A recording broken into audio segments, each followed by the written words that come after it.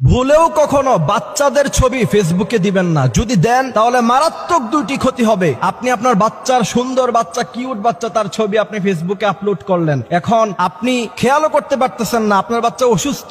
এরপরে ডাক্তারের কাছে নেন, ডাক্তার চিকিৎসা করতে পারে না। ডাক্তার বলে যে তার তো আসলে কোনো অসুস্থতা নাই, কিন্তু বাচ্চা আসলে অসুস্থ। এরপরে আসেন ইমাম সাহেবদের কাছে, খতিব সাহেবদের কাছে। এখন আমি বলি যে আমাকে নিয়ে পানির মধ্যে যদি গোলায়াও খাওয়াইয়া দেন তাহলেও আপনার বাচ্চা সুস্থ হবে না। এই জন্য মনে রাখতে হবে যে এই সমস্ত গার্ডিয়ান বাচ্চার ছবি ফেসবুকে আপলোড করেন তাহলে দুইটি ক্ষতির জন্য আপনি প্রস্তুত থাকেন। এই কথাগুলি আমার নয়, বিশ্বনবী সাল্লাল্লাহু আলাইহি সাল্লাম বলেছেন প্রথম নাম্বার যে ক্ষতি, এটা মারাত্মক ক্ষতি এবং এই ক্ষতি হাদিস দ্বারা প্রমাণিত।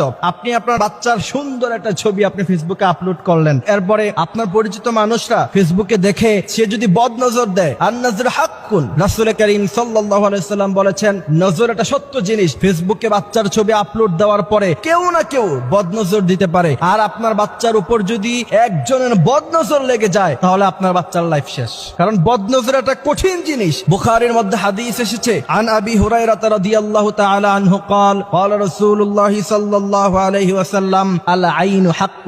বিশ্বনবী সাল্লাল্লাহু আলাইহি সাল্লাম বলছেন নজর এটা খুব সত্য জিনিস এবং বদনজর যদি কারো জীবনে একবার লেগে যায় তার গোটা লাইফটা শেষ।